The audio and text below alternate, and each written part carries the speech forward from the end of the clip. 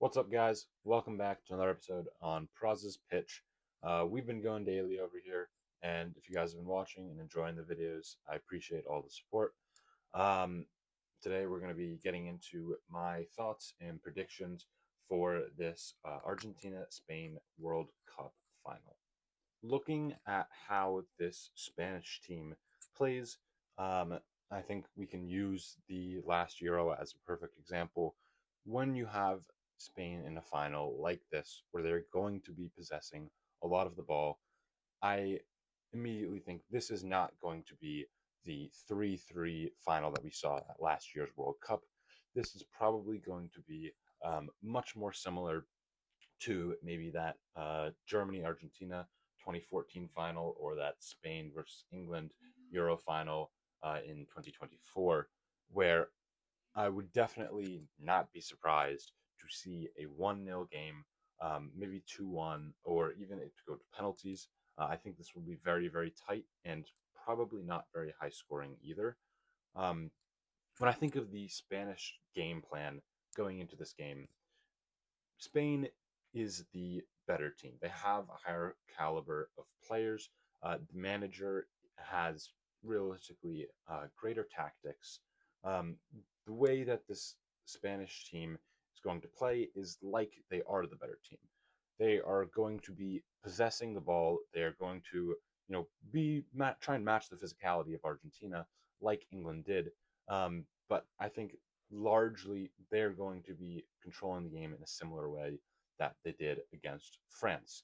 Um, if you are Argentina and you are the worst team going to this game, I think what you can really hope for is only the same thing that has really won you the entire knockout run, and that is to have a chance late in the game where you are getting multiple chances in a row to the greatest player of all time, Lionel Messi. Uh, if you are Argentina, the way that they have won against Cape Verde, the way that they beat Egypt, they beat Switzerland, they beat England, it was all in situations where the other team was, it would typically be advantageous to be put yourself into a defensive position and let the other team attack, sort of absorb it, and try and hold on to a lead for 15, 20, or in England's case, yesterday, 35 minutes, which we already talked about the ridiculous decision from Thomas Tuchel to defend for 35 minutes against the best player in the world. Who knows whether or not he'll be going back on that plane to England or not. Um, but if you are Argentina, you know that Spain is going to be controlling a lot of this game. And I think the fate of them in the World Cup is going to be more in Spanish hands than it will be in Argentinian ones. If you are Spain, you know that your midfield players, Rodri, Fabian Ruiz, Dani Olmo, Pedri, if he comes in, are going to be consistent. They are going to have the ball. They're going to have possession. Your fullbacks and defenders, you know that they're going to help. They're going to, as a team, be able to really control a large amount of this game.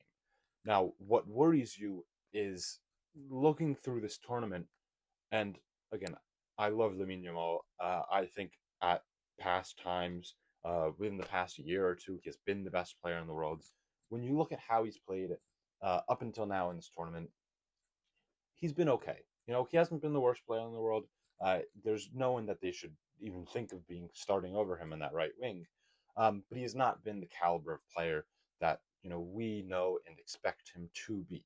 Uh, if you are this Spanish team and you want to secure the win, you don't want to push this into extra time penalties, that is going to have to come from Lamine Yamal. I don't think there's realistically anyone on the Spanish team that is going to be able to consistently create the chances. Um, I mean, sure, maybe you'll get a lucky long shot or something like that that could win you the game, but that's not the game plan that you want to sort of have. If you are in the position of De La Fuente, you want to have your creating players like Lamine Yamal in full force. You really need that if you want to be able to guarantee yourself this win against Argentina. Now, while I do still love Lamine Yamal and think he's great, I don't necessarily think that that is going to happen. I do think that he's going to have a solid game, but I don't can't really see him absolutely taking over. At least not with the fervor that these Argentinian defenders are going to play with against him. Um, he's obviously incredible, but I think the stakes of the game, the degree of it is just going to be at that level where he won't be neutralized, but he will not be absolutely destroying the Argentinian defenders every other play. So overall, again, this is sort of why I think we're going to see this really tight game where Spain are going to be having all of this possession. They're going to be pushing it into the player like Lamine Yamal and Alex Baena, um, who they're really relying on to create all of these chances. And I don't really think that they're going to be able to consistently create a lot of big goal scoring opportunities. Now, with that being said, if I want to make a prediction for this game, I just think with the volume of opportunity that Spain will have, with the volume of chances, with the way that if Spain go up through, say, a lucky long shot, or some chaos in the box, and maybe Oyarzabal puts one away, they are not going to do, and I think they will have a lot of emphasis from De La Fuente to not do what every other team has done against Argentina. And while that is easier said than done, if there is one team that can possess the ball, and sort of limit chances that another one is going to get when you are up 1-0, it is Spain. We saw this sort of at the end of the French game, at the end of their game against France, where even at the end there were points where the Spanish players were volleying it to each other in the air, keeping it away from the French midfielders, and like you're never going to be able to absolutely limit a team of the caliber that Argentina is when you are up, but I do think that they will definitely be able to hold off at least the barrage that will come for potentially long enough for Spain to pull through and win this game. Finally, I just want to give notice to the absolutely incredible story that it is that we are going to be seeing the past and really just the greatest piece of history that Barcelona has in Lionel Messi be playing against Lamine Yamal, the future and really present of the club. Um, you know, that picture of Messi bathing Lamine Yamal in the bathtub, which what he won in like a raffle. Can you believe the odds of that? Is it a conspiracy? Is it not? Or was this destined to happen? Probably not, but you never really know with these sorts of things and how FIFA likes to play them. But I still think it's just absolutely incredible. In the storyline from this game is just amazing to see from neutral fans. So I'm really excited to see how this will pan out.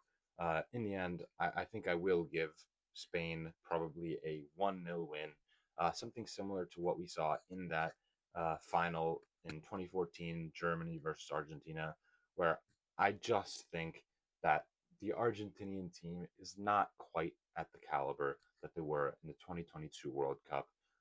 And Spain is just going to pull through. They're going to just have the better chances and really limit what the best player in the world, Lionel Messi, will be able to do and create for his team.